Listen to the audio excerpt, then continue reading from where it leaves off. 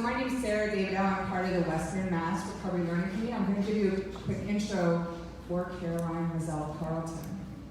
So I first met Caroline in 2012, at which point she'd already been working in peer roles for about 4 years and was living down in North Carolina. And she came all the way up to the Western Mass Recovery Learning Committee to interview for a position with the first peer respite in Massachusetts that we were about to start. And we didn't hire her. And it wasn't because we didn't like her. We actually thought she was going to be great. She was working in peer roles that were isolated in the system and still holding her integrity, and that's a tough job to do. But we were just worried about asking someone to travel all the way from North Carolina to us and move just based on working with us. But then basically Caroline said, no, I'm coming. I'm coming anyway, so let's talk about what I can do. And so in the summer of 2012, about 7 years from now, almost exactly actually, she came up and she had one gig with us and was to do one single alternatives to suicide group each week. But she also did everything else. She was willing to do everything. She worked in one of our hospital contracts supporting people who are locked up there and helping them get out. She worked some shifts in our peer respite. She worked in our community center. She did so much. And now, today, Caroline is our director of training. She just joined the Hearing Voices USA Board of Directors as well.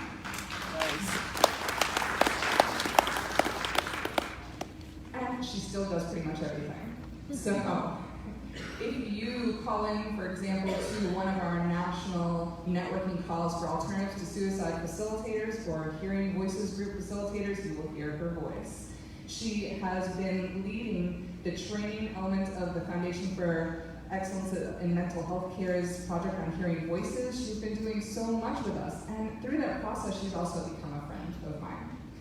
And she is the person that I've co-written a couple of chapters on suicide with that is going to come out in the next few months. And she's also the person that I traveled to both coasts of Australia with to share the alternatives to suicide approach. She's the person I first saw the Redwoods Forest with in California when we were doing Hearing Voices training. She's also the person I almost died with as we took a scenic route out of the Redwoods Forest without enough gas. But clearly survived. She's also the first person that I share with when I receive hate mail. We share our hate mail back and forth. The hate mail that we get because we are fighting against the idea that people should be locked up or drugged up in the system for the rest of their life. As a side note, I just shared with her on my drive down that the first hate mail I ever received was called "Come Spackle My Wall." If you're interested in what that was about, come see me and I just wrote it.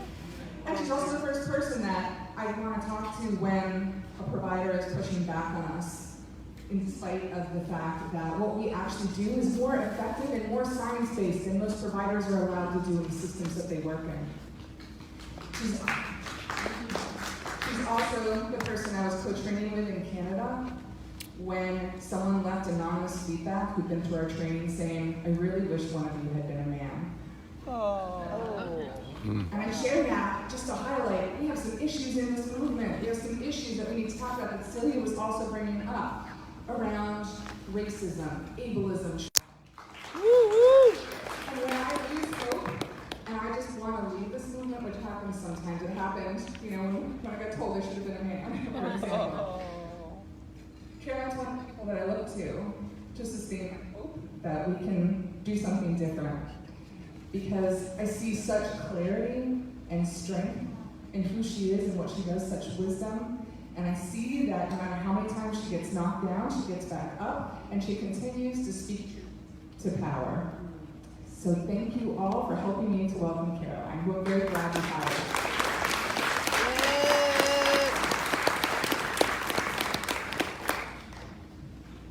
Thank you so much, Sarah. Thank you, Celia. It is an honor to be a part of this lineage of strong women doing this work.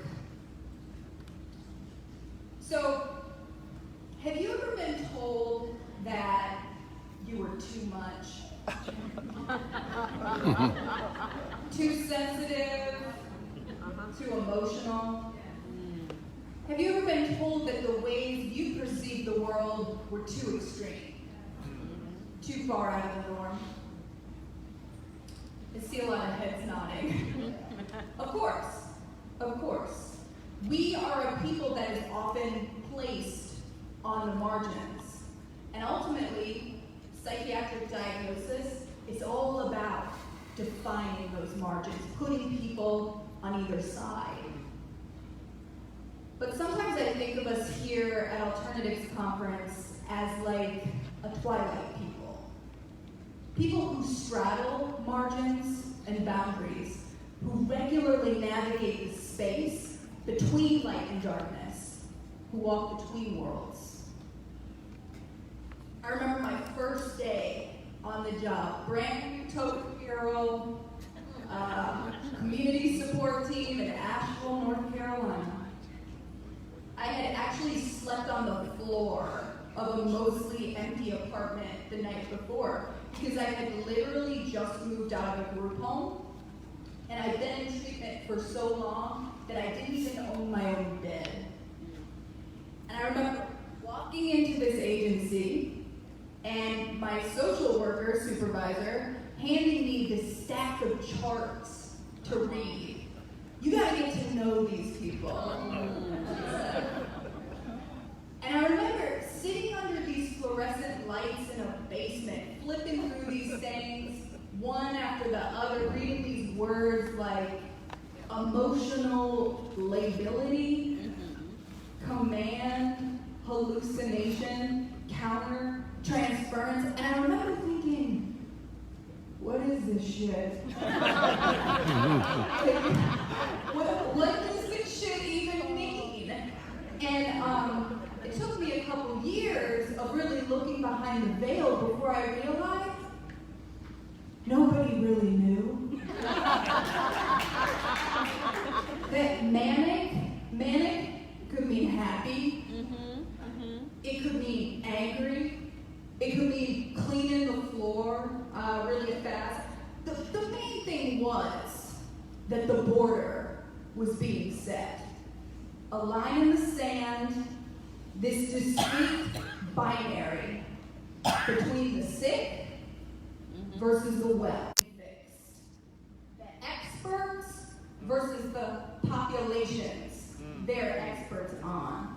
And certainly, these charted diagnostic words have power. But power is not the same thing as meaning. And the wide power differentials that these binaries create often deeply compromise the potential for healing in relationships, compromise the opportunity for connection at all. As a twilight people, our very existence calls into question a lot of these borders. Normal versus abnormal, valid human experience versus pathology.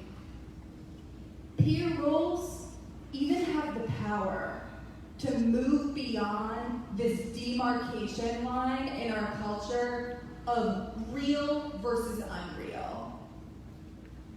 In the Hearing Voices movement, for example, we honor the fact that there are many experiences that may fall outside of consensus reality, but are still deeply, meaningfully true.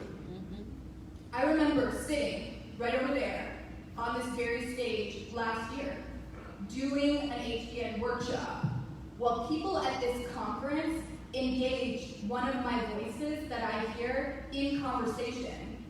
This voice that I've been hearing since I was 5 years old, who's held so much pain and so much of my trauma. This voice, who the conventional system has been trying to reality check and drug out of existence. Here at Alternatives, we were able to engage this voice. His name is Frank, by the way. He hears you. And honor his unique values. Like we do in our long-established HBN community up in Western Mass that is growing. And it's amazing the connections we can establish and the truth that can be revealed when we let go of determinism. what's real. There are actually plenty of chart notes out there about me. For example, my chart says that I have borderline personality disorder.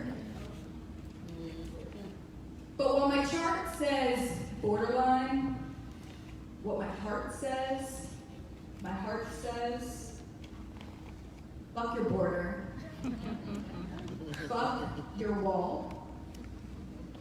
And my soul says, I've come to dismantle them.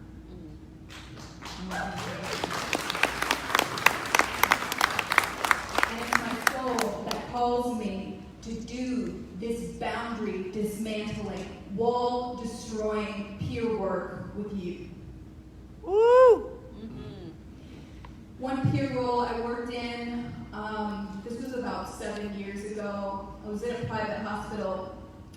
I remember a woman coming to this hospital who I had once lived in a group home with. And we had been close before. She had played hockey, I played roller derby. But when she came to this hospital, things felt different between us. I could almost feel that invisible border we've been talking about. It was thin enough that I could feel her pain, but it was too thick for me to reach through and make a connection. You know, in that hospital, once again, in a token peer role, I was expected to do things like bake cookies with people, but I wasn't expected to talk about anything serious. And then one day, my friend tried to kill herself by drinking poison. And I remember sitting with her afterwards and saying, dude, why couldn't we talk about this? Why couldn't we talk about what you were going through? And she turned to me and she said, Caroline, things are different now. Things are different now. I tried to kill myself because I wanted to be free. I wanted to get out of this hospital. But if I had told you now that I was feeling this way, I know what would have happened. You have to call the clinical beeper. I would have to do another safety contract. If I had told you, Caroline, I would have ended up staying here even longer. And it was one of the most painful conversations I've ever had in my life, because every word she said to me was true. It was true. She would have had to submit to another assessment, another line in the sand, questions read off a page. Do you have a plan? Do you have the means to carry it out? Are they legal means? Canned questions meant to place the profound complexity of a human being suffering on one side or the other of a border. This border, risk to self or others. A border sometimes literally represented by double locked doors. So, as I said before, power is not the same thing as meaning. And taking power over another is often the very opposite of healing. And nowhere is that more evident than when conversations turn to suicide. And I really hope that people are available to come to the Alternatives to Suicide workshop at the very end of this afternoon. I'm doing with Sarah. But if you are called elsewhere, I'll leave you with the first fundamental paradigm shift of this approach, which is moving from the system's obsession of predicting who will die by suicide with putting them into risk categories, letting that go, and move towards exploring why people want to leave this world. To forgo the border setting of assessment and diagnosis, to focus instead on connection and curiosity. Not this unpredictable if, but the why. Why? Is there something in their life that needs to die for them to go on living?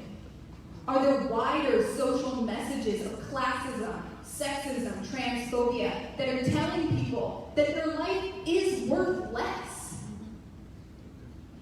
As a Twilight people, we have more space for the complexity of these states. We can sit with them with less fear and control, because so often we've walked those edges ourselves.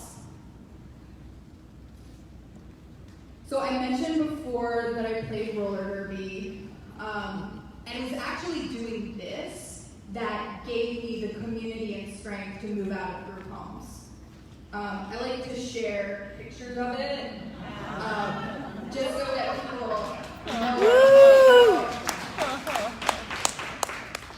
So, I don't know if roller derby saved my life, but it did give me a life that was worth fighting for. And the more that I reflect on it, it's less about personal, individual power, triumph, or winning, but a connection to a culture and a value system that is way beyond what the Western medical model offered me. Now, in many cultures, and roller derby is similar, after an initiatory process, you are given a new name. Now, my name was given to me by a great skater from Columbia, South Carolina. Her roller derby name was Scariet Tubman. And her number was 40 plus 1 for 40 acres and a mule, which reminding people of the reparations her ancestors have yet to have been given. And it was Scariet who helped me come up with a name to honor my ancestry, my power, the name Mazel Tov Cocktail. Number 18. Faster than a spinning dreidel. So right there, I love this picture. I'm totally knocked on my ass right there. Roller derby gave me an opportunity to explore an identity that had more depth and more history than any of the ones given to me by the DSM, like bipolar disorder. Now, despite the existence of photos like this one, I am working now towards becoming a rabbi. It is part of my decolonization process from the medical model, and I've had the opportunity to hold sacred space in numerous contexts, including Chaver Kadisha, which is a Jewish burial society.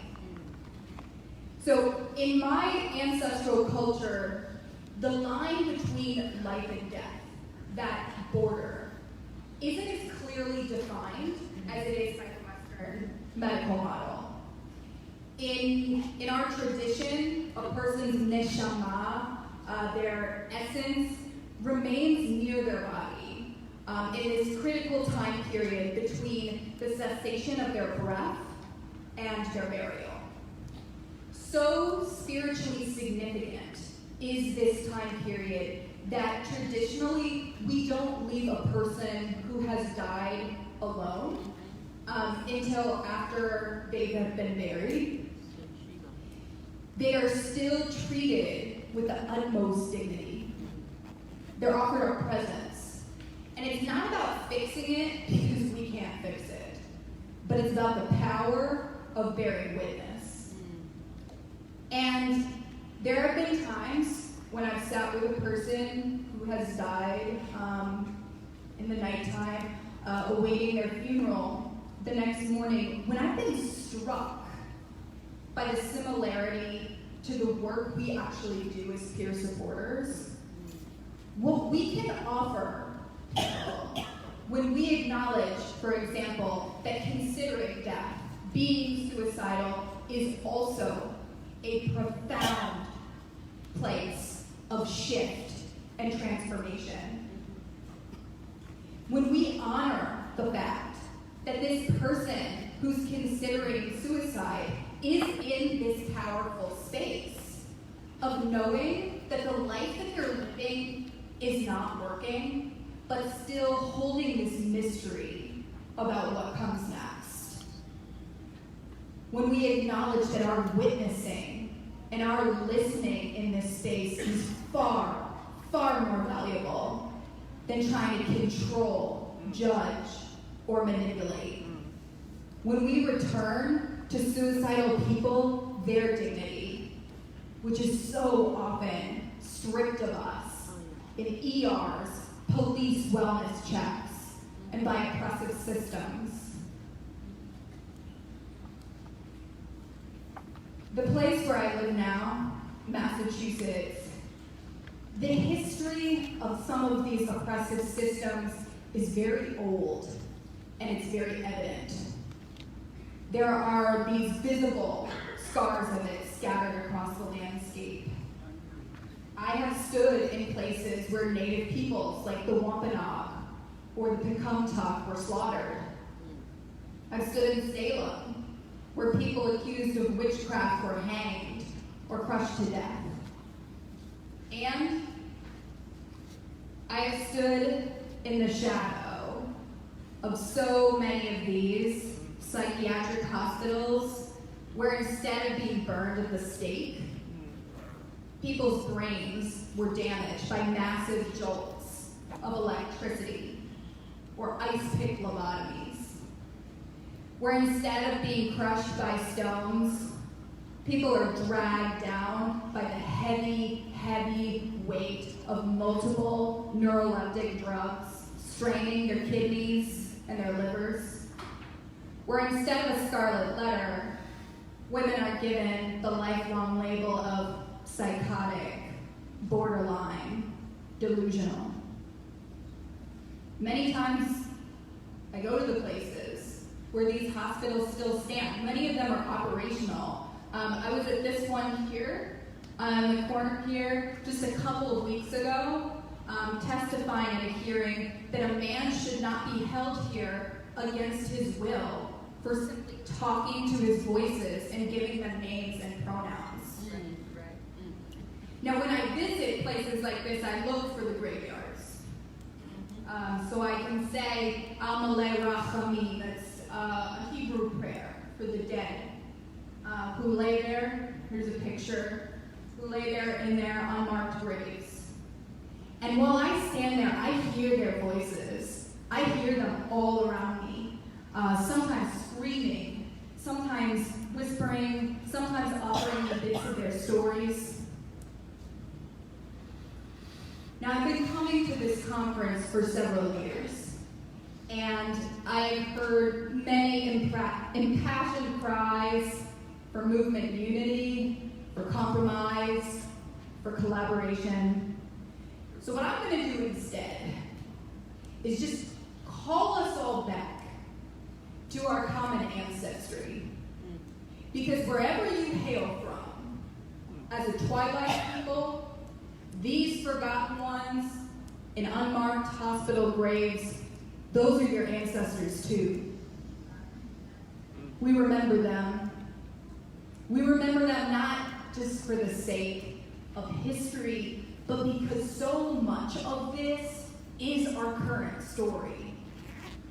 In this time, with the morbidity gap for those of us that are diagnosed bipolar or with schizophrenia continues to grow, where the media continues to portray us as violent and genetically inferior, where our rights can be taken away, our liberty just for hearing voices or for navigating extreme states of despair. Let's start from a place of common ancestry and acknowledge that this makes us descendants of a different value system than those who committed our ancestors or who tried to manipulate their allegedly broken brains.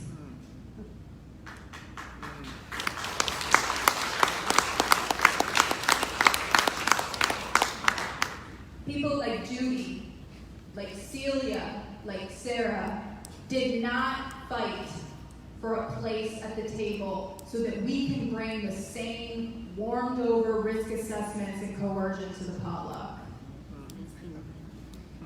Now, I know it's 2019, Trump is in that White House over there, and we're all overwhelmed and we're all fucking scared. So I'm not gonna take the last minute I have up here to call for grand sweeping gestures, but rather, what are some of the small steps we can take to dismantle their borders, to push back on some of these parameters on normal that are so narrow that they're literally choking people to death? Because just another inch, another 5 minutes to feel and express before being screened and assessed, that can make a difference. Just starting a conversation about peer respite, or showing a counter-narrative film in our communities can have a ripple effect. Come find me, or my co-facilitator, Stephen Daw, over here. If you want to hear about the profound effect of just starting a Hearing Voices group online, no venue needed. But finally, I just want to thank you for being too much. Thank you. Thank you for honoring our ancestors who were buried as numbers by reclaiming your voices, your identity, your culture, being loud. Thank you for your tears, for your anger, and for your sensitivity, especially to injustice. And thank you for coming here today to share the wisdom you have gained from navigating these extremes. Have a great conference.